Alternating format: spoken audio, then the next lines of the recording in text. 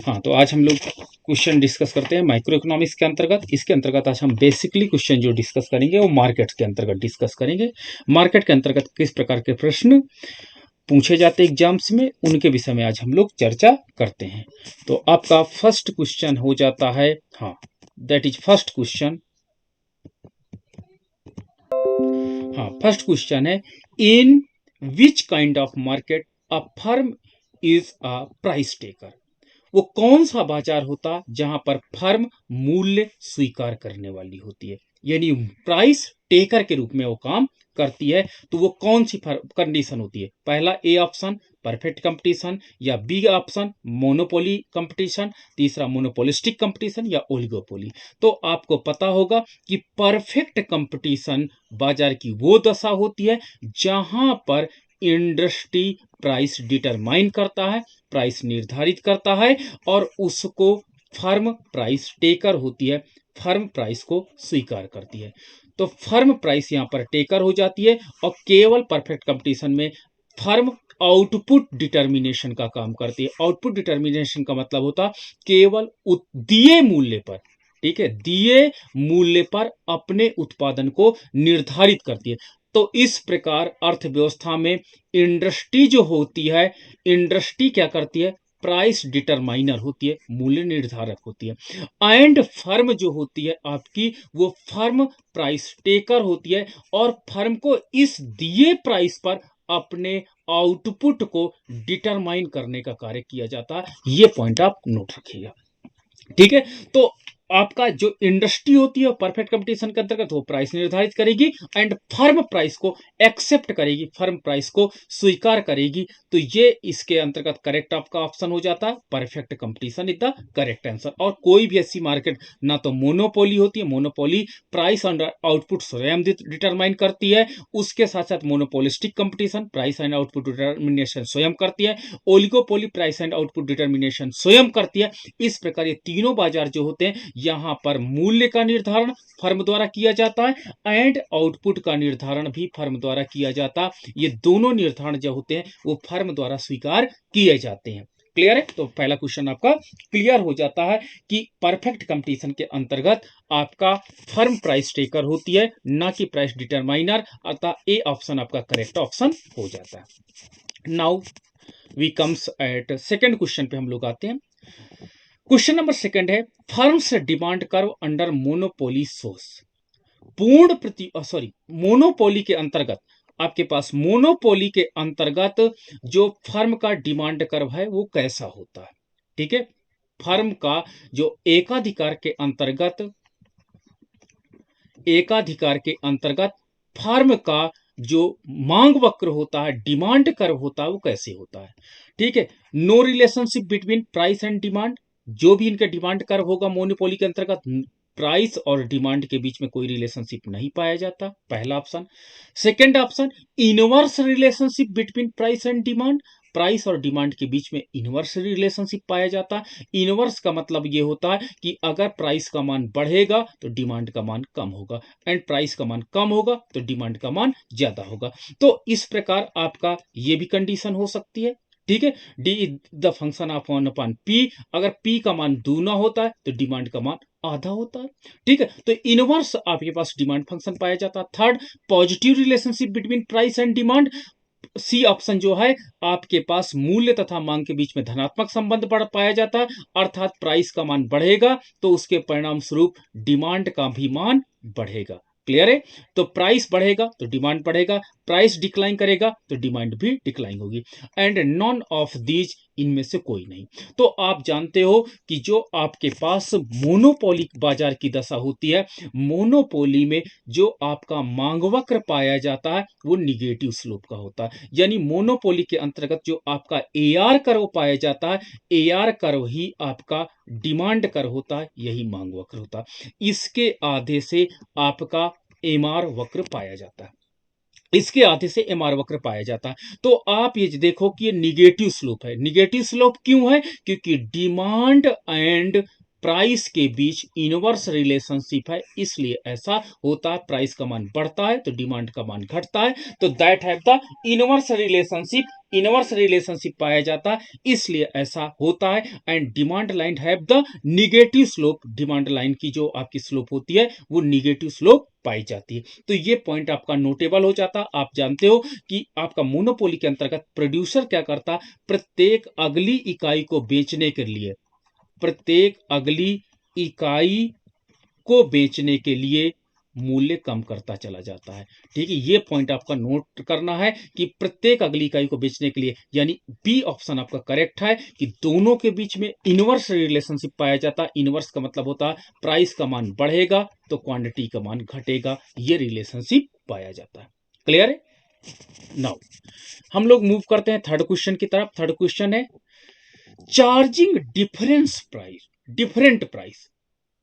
ठीक है, अलग अलग मूल्य चार्ज करना फ्रॉम डिफरेंट बायर, अलग अलग विक्रेता के साथ, for the same goods is called, यानी सेम वस्तु के लिए, एक समान वस्तु के लिए दो अलग अलग विक्रेताओं के साथ अलग अलग मूल्य को चार्ज कर देना क्या कहलाएगा, क्या कहलाता है? यानी एक ही वस्तु का अलग अलग विक्रेताओं के साथ अलग अलग मूल्य लगा देना, निर्धारित कर देना, क्या कहलाएगा?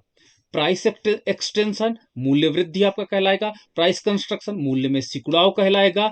या प्राइस डिस्क्रिमिनेशन, मूल्य विभेद कहलाएगा। या प्राइस कंट्रोल, क्या होगा?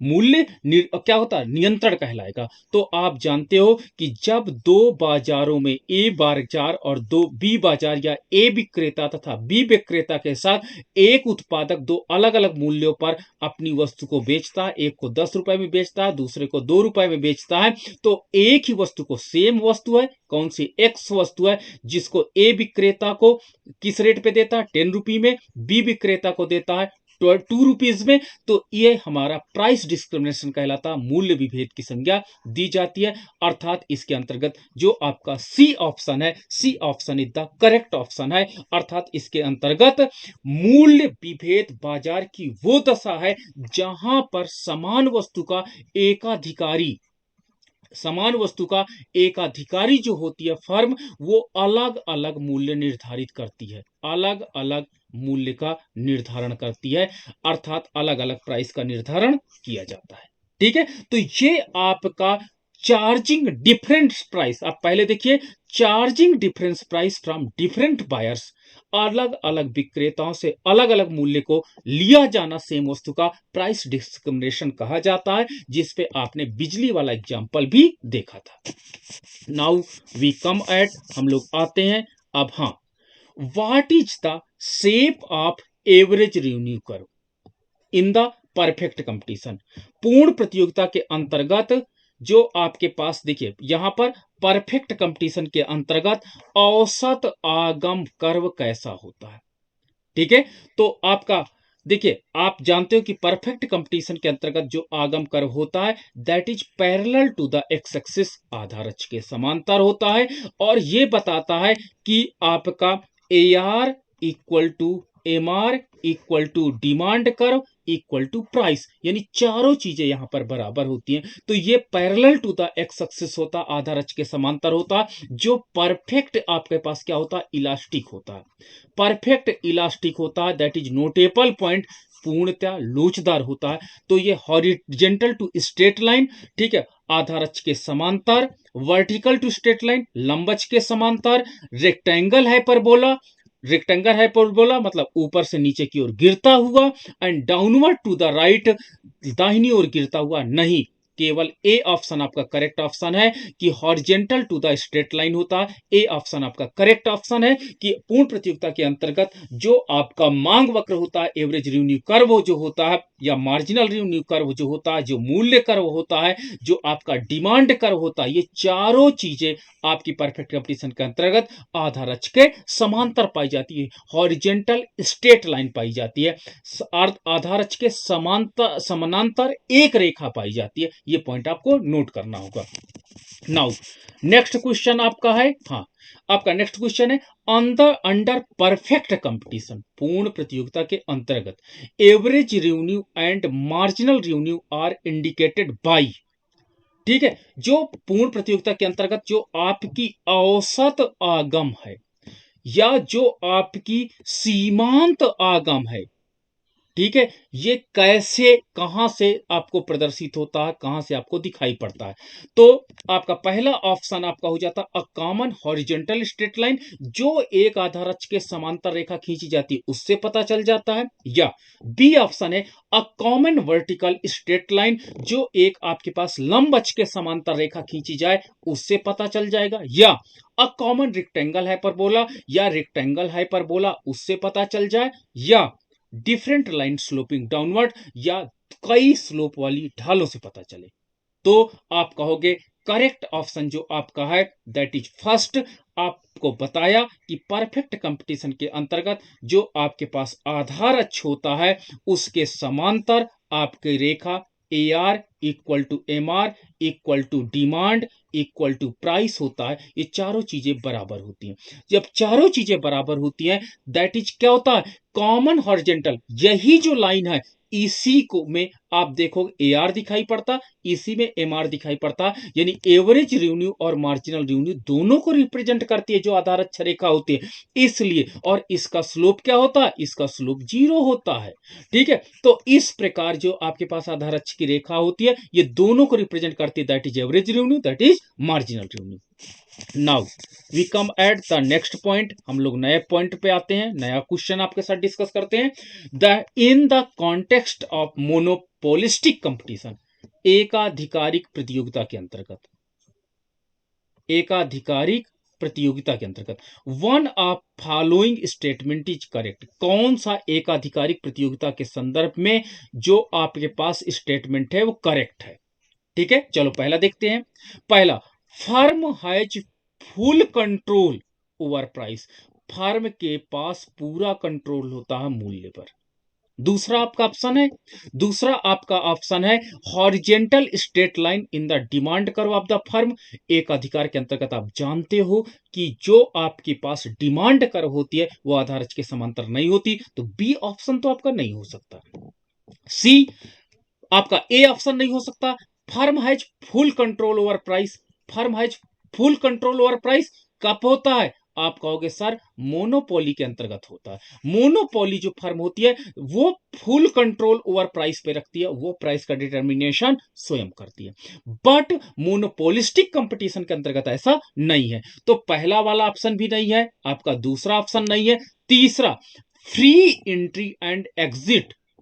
तो वास्तव में आपका जो मोनोपोलिस्टिक कंपटीशन के अंतर्गत फ्री एंट्री और एग्जिट पाया जाता है, यानी जो आपका प्रवेश तथा निर्गमन है वो फ्री होता है, यानी सी ऑप्शन आपका करेक्ट है। Selling cost do not exit, selling cost नहीं पाई जाती, नहीं, पूर्ण प्रतियोगिता के अंतर्गत सेलिंग कॉस्ट आपकी पाई जाती है।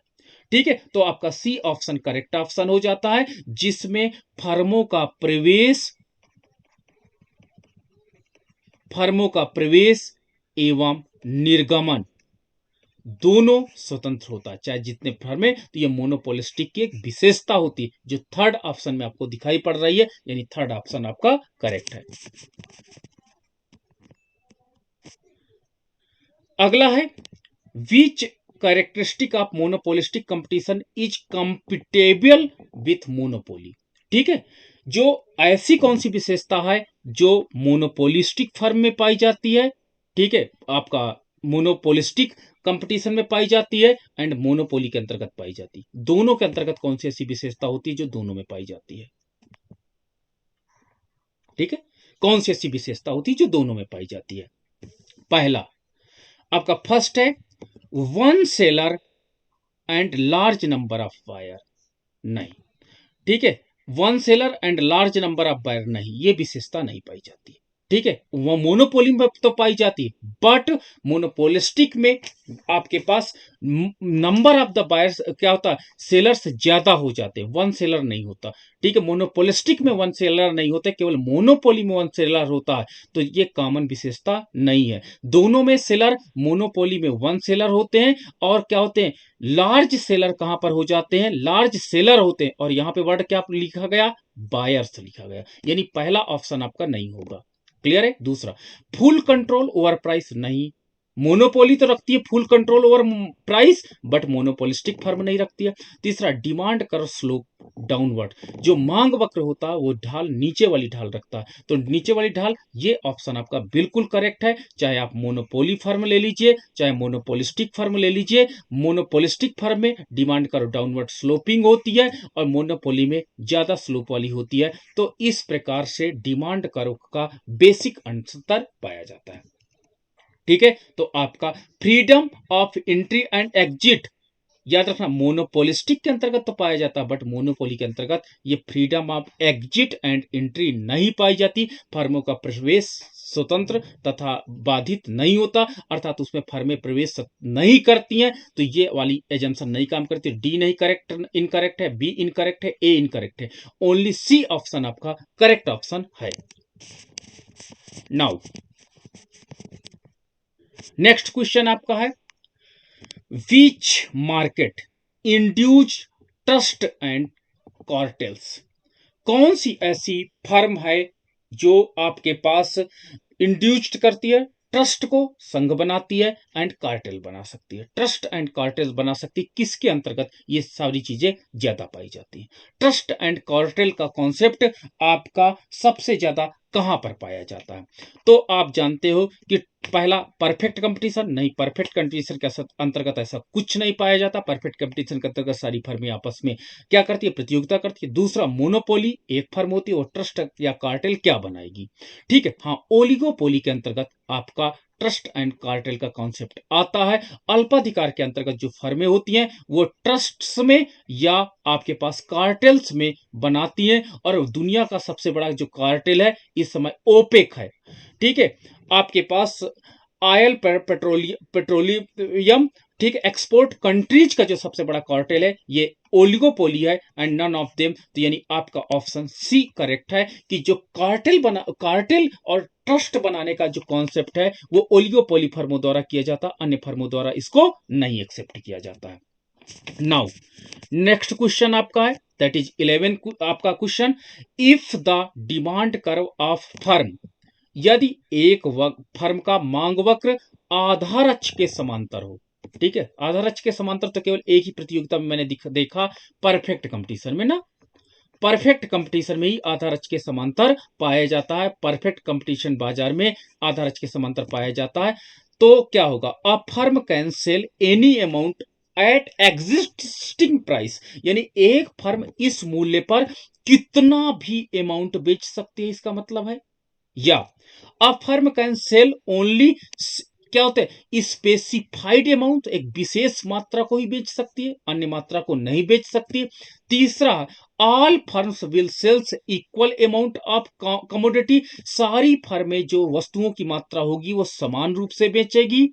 या firm can differentiate their product, firm अपने उत्पाद को क्या होगा? डिफरेंशिएट कर सकता। तो आप कहोगे सर फर्स्ट ऑप्शन आपका करेक्ट है, क्योंकि इस मूल्य पर आपका एक फर्म सेल बेच सकती है एनी अमाउंट, कितनी भी मात्रा, आप एग्जिस्टिंग प्राइस जो ये मूल्य दिया रहता, इस मूल्य पर एक फर्म कितनी भी वस्तु की मात्रा को बेच सकता, ओपी प्राइस पर वो कितना भी क्या होता, वस्तुओं को बेच सकता है।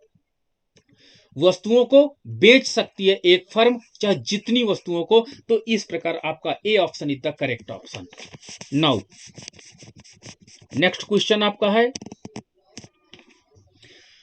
Compared with monopolistic competition, monopolistic competition से हम जब तुलना करते हैं, a firm demand curve under monopoly is, चलिए जब हम मोनोपोलिस्टिक कंपटीशन की क्या करते हैं, मोनोपोली फर्म से तुलना करते हैं, ठीक है, मोनोपोली फर्म से की तुलना करते हैं, ठीक है, कंपेयर्ड विथ मोनोपोलिस्टिक फर्म, यानी मोनोपोली फर्म के जो डिमांड कर्व है उसकी तुलना मोनोपोलिस्टिक फर्म से करते हैं, तो मोनोपोली फर्म का जो डिमांड कर्व होगा उसकी elasticity in the compare of monopolistic firm क्या पाई जाएगी।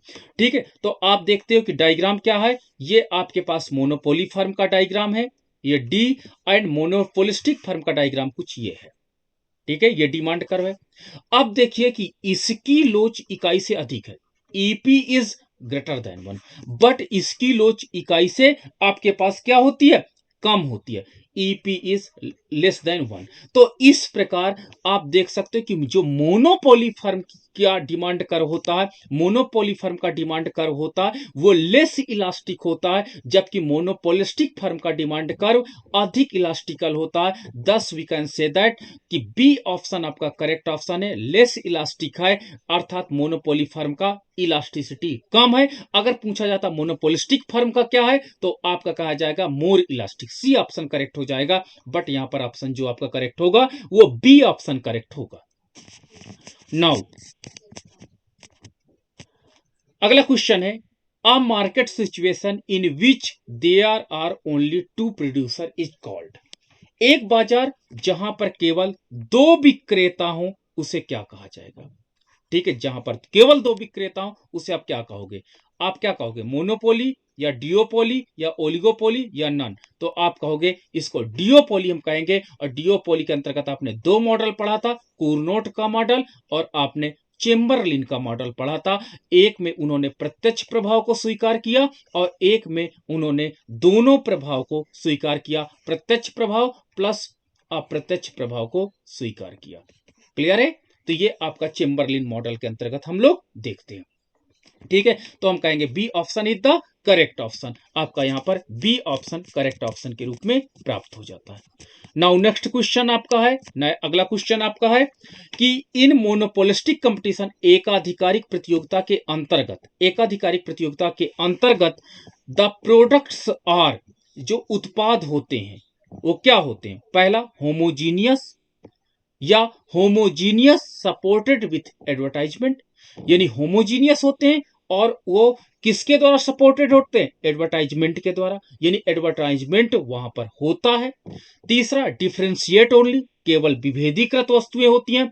या चौथा डिफरेंशिएट, विभेदीकृत होती हैं एंड सपोर्टेड विद एडवर्टाइजमेंट, लेकिन विज्ञापन उसमें शामिल रहता है। तो आप जानते हो कि मोनोपोलिस्टिक कंपटीशन के ऑप्शन में डी आपका सही है ऑप्शन है, क्योंकि आपका जो एकाधिकारिक प्रतियोगिता के अंतर्गत वस्तु विभेद पाया जाता है, वस्तु विभेद पाया जाता है और वस्तुओं की जो क्वालिटी होती है वो अलग अलग होती है, प्लस इसमें विज्ञापन लागतें पाई जाती हैं, विज्ञापन लागतें पाई जाती हैं। दैट इज इंपॉर्टेंट, आपका मेन पॉइंट हो जाता है। क्लियर है कि आपका याद रखना मोनोपोली में विज्ञापन लागतें नहीं होती ना, मोनोपोली में एडवर्टाइजमेंट कॉस्ट नहीं होती।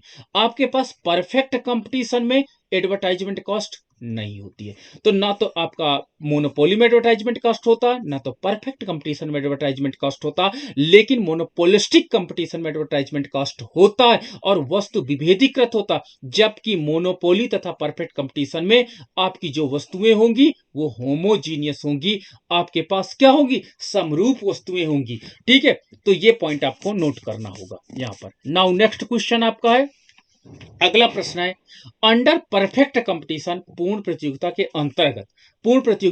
बाजार के अंतर्गत equilibrium price of the commodity is determined by. ठीक है, जो परफेक्ट कंपटीशन होता है वो उसमें प्राइस का निर्धारण कैसे होता है? ठीक है, प्राइस ऑफ कमोडिटी, देखिए प्राइस की बात करते हैं तो आपको जब ऐसे प्रश्न पूछे जाए कि परफेक्ट कंपटीशन में प्राइस का निर्धारण कैसे होता है तो आपके दिमाग में तुरंत आ जाना चाहिए कि इंडस्ट्री करती है प्राइस का निर्धारण, इंडस्ट्री प्राइस का निर्धारण करती है और industry aggregate demand and aggregate supply दोनों का काम करती है। ठीक है, दोनों को कलेक्ट करती है। तो जो आपके पास समग्र मांग है, समग्र मांग एवं समग्र पूर्ति, समग्र मांग एवं समग्र पूर्ति के आधार पर क्या करता है? मूल्य का निर्धारण करता है और इसके द्वारा निर्धारित मूल्य को किसको प्रदान किया जाता है? फर्म को प्रदान किया जाता है।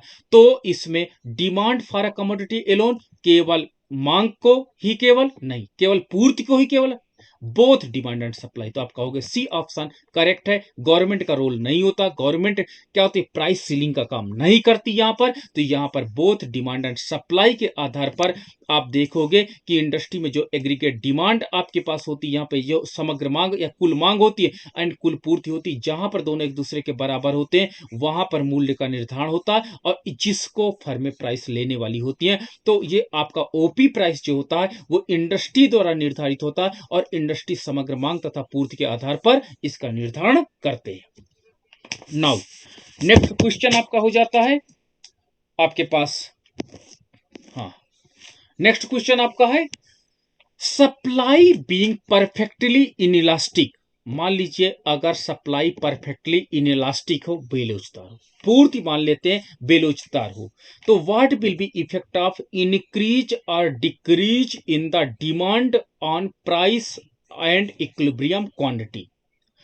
अगर आपकी पूर्ति बेलोच है तो पूर्ति बेलोच होने के परिणाम स्वरूप क्या इंपैक्ट पड़ेगा, किस पर, क्वांटिटी पर एंड प्राइस पर। ठीक है, क्वांटिटी एंड प्राइस पर क्या करेगा, तो चलिए हम पहला कंडीशन के डायग्राम बनाते हैं। पहला कंडीशन है सप्लाई बीइंग परफेक्टली इनइलास्टिक, इसका डायग्राम बनाओ। परफेक्ट आपका क्या है, ये आपके पास सप्लाई बीइंग परफेक्टली इनइलास्टिक, ये देखिए आपका परफेक्टली इनइलास्टिक मैंने लाइन ड्रा कर दिया, that is parallel to the Y axis. ठीक है, परफेक्टली इन इलास्टिक लाइन मैंने ड्रा किया। ओके, अब क्या हुआ, that will be the effect of increase in demand. अब देखिए डिमांड कर्व क्या होता है, ऊपर से नीचे की ओर आता है, ये डिमांड कर्व है। देखिए परफेक्टली इनइलास्टिक आपका सप्लाई कर्व है, that is parallel to the Y axis, और डिमांड कर्व निगेटिव है और दोनों एक दूसरे को ई पॉइंट पर कट करते हैं। तो आप देखते हो क्या हो कि प्राइस आपका क्या हो जाता है, ओपी प्राइस हो जाता है। यदि इकोनॉमी में डिमांड बढ़ जाए, पहला लिखा what will be the effect increase और डिक्रीज इन डिमांड। यदि डिमांड इंक्रीज करती है और इंक्रीज करके क्या हो जाती है, डी1 हो जाती है। यदि डिमांड आपके पास इंक्रीज करती है और डिमांड इंक्रीज करके कहां पे हो जाती है, डी1 हो जाती है, ई1 पॉइंट पे, तो देखिए प्राइस बढ़ जाएगा। तो अगर डिमांड इस कंडीशन में बढ़ती है तो आपके पास प्राइस बढ़ेगा, ये पॉइंट आप नोट करिए। और हम लोग ई1 पॉइंट पे आ जाते हैं। और अगर डिमांड डिक्लाइन होती है और डी2 हो जाती है तो हमारे पास इक्विलिब्रियम पॉइंट आपका ई2 हो जाता है और प्राइस आपका डिक्लाइन होकर के पी2 हो जाते हैं। तो इस प्रकार अगर डिमांड डिक्लाइन करता है, डिमांड डिक्लाइन करता है तो प्राइस भी डिक्लाइन कर जाएगा। ठीक है, क्वांटिटी पे क्या हो असर होगा, क्वांटिटी पे देखिए कोई असर नहीं पड़ रहा है। तो अगर आपकी पूर्ति रेखा पूर्णतया बेलोचदार है, पूर्ति रेखा पूर्णतया बेलोचदार है और मांग बढ़ने पर प्राइस बढ़ेगा, मांग घटने पर प्राइस घटेगा। ठीक है, बट उत्पादन पे या क्या होते हैं आपका आउटपुट पर यानी उत्पादन पर कोई प्रभाव नहीं पड़ेगा। तो आपका यहां पर ऑप्शन जब देखते हैं तो प्राइस डिक्रीज और इंक्रीज और डिक्रीज रिस्पेक्टिवली। ठीक है, जिस प्रकार आपका डिमांड रेखा डिक्रीज इंक्रीज करेगी उसी के अकॉर्डिंग ये भी होगा। दूसरा, no effect on equilibrium, equilibrium क्या होता है, क्वांटिटी पर कोई प्रभाव नहीं पड़ेगा, यानी सी ऑप्शन आपका करेक्ट हो जाता है कि जिसमें ये दोनों प्रभाव आपको दिखाई पड़ते हैं, अर्थात प्राइस जिस प्रकार डिमांड परिवर्तित होगी उसी दिशा में परिवर्तित होगी, जबकि उत्पादन की मात्रा में कोई प्रभाव नहीं पड़ेगा। ये रिजल्ट आपका यहां पर प्राप्त हो जाता है। नाउ नेक्स्ट क्वेश्चन आपका हो जाता है when will increase in supply being down the price leaving the quantity demand unchange.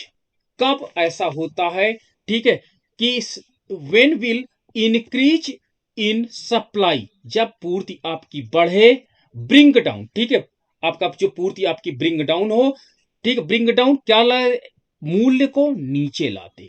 ठीक है, इंक्रीज इन सप्लाई आपकी पूर्ति बढ़े और उसके परिणाम स्वरूप क्या हो जाए, उसके परिणाम स्वरूप जो आपका मूल्य है वो कम हो जाए। Leaving the quantity demand unchange, जबकि मांग में कोई परिवर्तन ना हो, यानी मांग में कोई परिवर्तन ना हो और आपका डिमांड आपके पास, तो आपकी सप्लाई अगर बढ़ती है तो सप्लाई बढ़ने के कारण मूल्य आपका नीचे की ओर डिक्लाइन करे तो बताइए क्या होगा।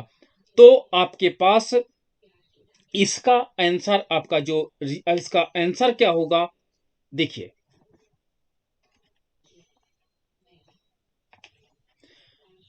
आपके पास डायग्राम, इसको पहले देखिएगा कि आपके पास when will increase in supply, supply बढ़ती है, bring down the price leaving the quantity demand unchange, लेकिन आपकी मांग में कोई परिवर्तन ना हो। तो देखो, मांग में परिवर्तन ना हो लेकिन मूल्य में परिवर्तन आपका हो, तो आप डिमांड कर्व को इनइलास्टिक ड्रा कर दीजिए।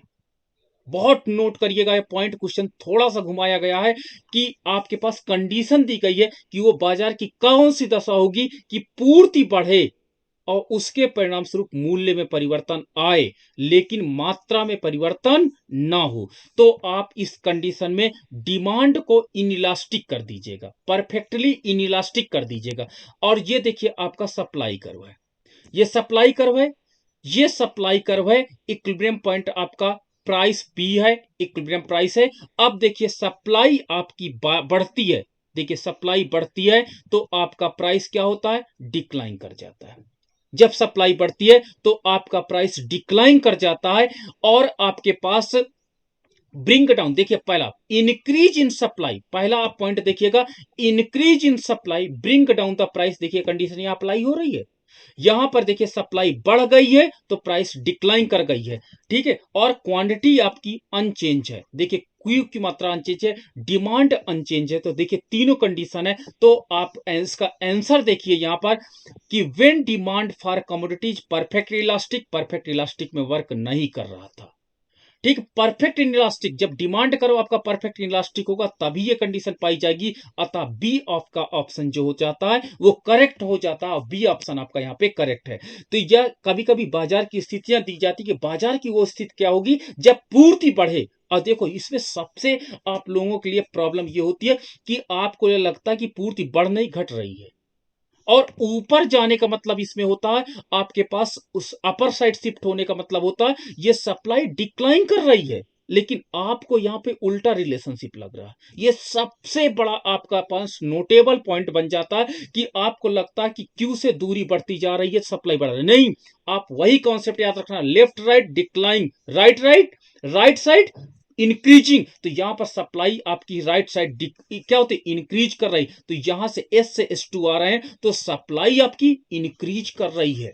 और जब सप्लाई इंक्रीज करती है, सप्लाई बढ़ने से प्राइस आपका डिक्लाइन, प्राइस भी बढ़ जा रहा है, सॉरी प्राइस डिक्लाइन करता जा रहा है, प्राइस डिक्लाइन कर रहा है, ये रिलेशनशिप पाया जा रहा है। और प्राइस अगर क्या होता है कि घटता है तो ऊपर की ओर हम जाते हैं, तो उसके परिणाम स्वरूप क्या होता है कि प्राइस आपका बढ़ जाएगा। ये पॉइंट आपका नोटेबल पॉइंट बन जाएगा। नाउ, नेक्स्ट क्वेश्चन आपका हो जाता है द पीरियड ऑफ टाइम, एक निश्चित समय में, the when supply is fully adjusted to change the demand, जब आपकी वो कौन सा समय कहलाएगा, वो कौन सा काल कहलाएगा जब पूर्ति जो होती है इज फुली एडजस्टेड, एक चेंज इन डिमांड यानी मांग के अनुरूप पूर्ति अपने आप को तुरंत एडजस्ट कर ले। यानी वो कौन सा समय होता है जब मांग के अनुसार पूर्ति, अगर मांग बढ़ती है तो पूर्ति भी इकोनॉमी में बढ़ जाए, ठीक है। तो आपके पास डिमांड के अकॉर्डिंग सप्लाई भी अपने आप को एडजस्ट कर ले, वो कौन सी कंडीशन होती है। तो आप कहोगे सर ये तो लॉन्ग टाइम की है, लॉन्ग टाइम का बात आप कर रहे हो, यानी लॉन्ग रन में, लॉन्ग पीरियड में ऐसा होता है कि डिमांड बढ़ने के साथ साथ सप्लाई भी बढ़ जाती है। तो लॉन्ग टर्म में ऐसा पाया जाता है कि जब अर्थव्यवस्था में स्वेटर की डिमांड बढ़ती है तो स्वेटर की डिमांड बढ़ने के परिणाम स्वरूप आपने देखा होगा कि उसकी पूर्ति भी बढ़ जाती है। तो यह प्रश्न आपका आंसर, आपका यहां पर डी ऑप्शन आपका करेक्ट ऑप्शन हो जाता है, ठीक है। नाउ नेक्स्ट क्वेश्चन आपके पास, what will be the effect of equilibrium price, जो आपका संतुलित मूल्य है उस पर क्या प्रभाव पड़ेगा if supply is decrease without any change of demand, ठीक है।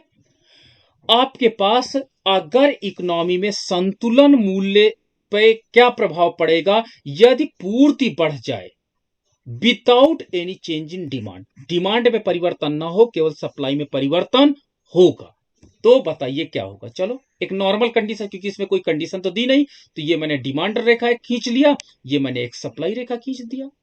ठीक है, supply Rekha and demand, equilibrium point मेरा क्या हो जाता है, इक्विलिब्रियम पॉइंट आपका ई हो जाता है, आपका इकोनॉमिक प्राइस पी हो जाता है, क्वांटिटी आपकी क्यू हो जाती है।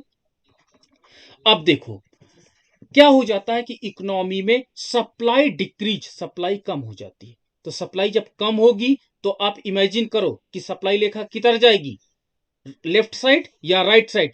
तो सप्लाई डिक्रीजिंग की बात कर रहे हैं, तो सप्लाई डिक्रीजिंग ऊपर की ओर खिसकेगी, इंक्रीजिंग आपकी नीचे की ओर, right side increasing, left side decreasing. ये देखिए आपके पास डिक्रीज कर गई और हम एस से S1 पे आ गए। न्यू इक्विलिब्रियम पॉइंट आपका हो जाएगा E1, प्राइस आपका क्या होगा, प्राइस आपके पास हो जाएगा P1। तो चेंज इन डिमांड, लेकिन डिमांड में देखिए मैंने कोई परिवर्तन नहीं किया है, डिमांड में परिवर्तन without any change in demand question में पूछा गया, तो एनी चेंज ऑफ डिमांड, तो प्राइस क्या होगा, तो प्राइस विल बी राइज आपके पास। तो आपका ऑप्शन जो सही हो जाएगा वो सी ऑप्शन करेक्ट हो जाएगा, क्योंकि प्राइस विल बी राइज इसका ऑप्शन आ रहा है। क्लियर है। नाउ नेक्स्ट क्वेश्चन आपका है, हाँ, market supply curve of perishable goods. Perishable goods क्या होती है, नाशवान वस्तुएं,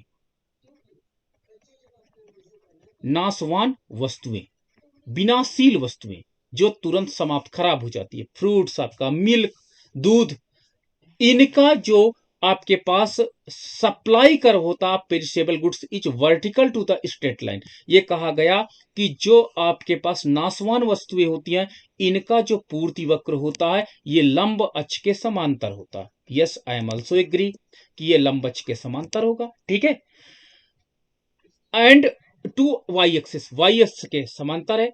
it happens in which of the following period, ये कब ये घटना होती है कि जब आपके पास पूर्ति वक्र लंब अक्ष के समांतर हो जाए, लॉन्ग रन में या शॉर्ट रन में या वेरी शॉर्ट पीरियड में या आपके पास मार्केट पीरियड में। तो आप कहोगे सी ऑप्शन करेक्ट ऑप्शन है, सी ऑप्शन आपका करेक्ट ऑप्शन है। वेरी शॉर्ट पीरियड में आपका जो पूर्ति वक्र होता है वो लंब अक्ष के समांतर हो जाता है। तो ये जो कंडीशन जो पाई जाती है वेरी शॉर्ट रन में, ये कंडीशन आपकी पाई जाती है। तो बहुत ही अति अल्पकाल समय में ऐसा पाया जाता है जब आपके पास पूर्ति वक्र जो होती है वो लंब अक्ष के समांतर हो जाती है, पूर्ति वक्र के समांतर हो जाती है। और आपके पास ये कहता है कि अर्थव्यवस्था में विनाशशील वस्तुएं जो होती हैं, आपके पास पेरिशेबल गुड्स होती हैं, विनाशशील जो वस्तुएं होती हैं उनके संदर्भ में ऐसा हमको दिखाई पड़ता है। क्लियर है। नाउ आपके पास अगला प्रश्न है, what would price ceiling lead to. ठीक है, जो आपके पास प्राइस सीलिंग की बात करते हैं, जो प्राइस का जो आपका देखोगे गवर्नमेंट प्राइस सीलिंग की बात करता है, मूल्य निर्धारित कर देता है कि मैक्सिमम लिमिट निर्धारित कर देती है गवर्नमेंट, तो उसको कहा जाता है प्राइस सीलिंग। ठीक है, लीड टू वो जो हमें बताता है when the maximum price is fixed lower than the equal price. अगर बाजार में गवर्नमेंट एक सीलिंग प्राइस होती है, ठीक है, उस भी लीड, और आपके पास मार्केट में नॉर्मल जो प्राइस आपका है वो ओपी है। ठीक है, इकोनॉमी में नॉर्मल प्राइस आपका ओपी है और आपकी सीलिंग प्राइस कहीं पर वो जो हो लोअर प्राइस है, आपकी सीलिंग प्राइस जो है वो लीड तो करती है, लेकिन जो आपके पास संतुलित मूल्य होता है उससे नीचे अगर क्या होता है गवर्नमेंट आपके प्राइस को सीलिंग प्राइस के रूप में फिक्स कर दे, तो क्या होगा, इसका मतलब क्या होगा, तो इसका मतलब यह होगा एक्सेस डिमांड, अर्थव्यवस्था में मांग ज्यादा है।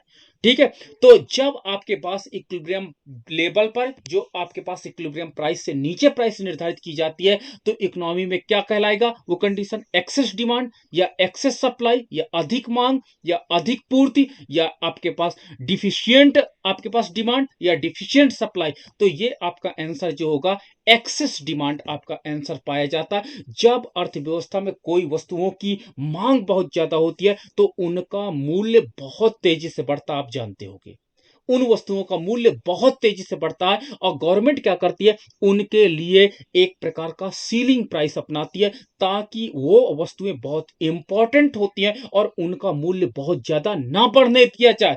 तो उसके लिए क्या करती है, गवर्नमेंट प्राइस फिक्स कर देती है। तो ये होता कारण क्या होता है, ये क्यों करती है गवर्नमेंट, एक्सेस डिमांड के कारण, मांग, अर्थव्यवस्था में मांग बहुत हो जाने के कारण ऐसा काम करती है। आपने कोविड के दौरान देखा होगा, एक इंजेक्शन था ना, जिसको गवर्नमेंट ने बाद में ऑर्डर रखा, और मैंने कोविड के दौरान तो और भी देखा कि गवर्नमेंट ने आलू प्याज मतलब सब्जियों का दाम उसको सीलिंग करना पड़ा था।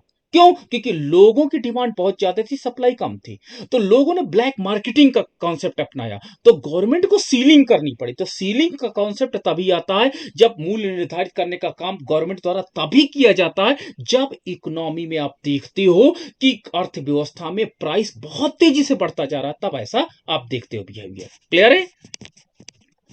नाउ नेक्स्ट क्वेश्चन आपका है, if demand of a product fall, यानी एक अगर उत्पाद का जो डिमांड है वो कम हो रहा है, इक्विलिब्रियम प्राइस क्या होगा।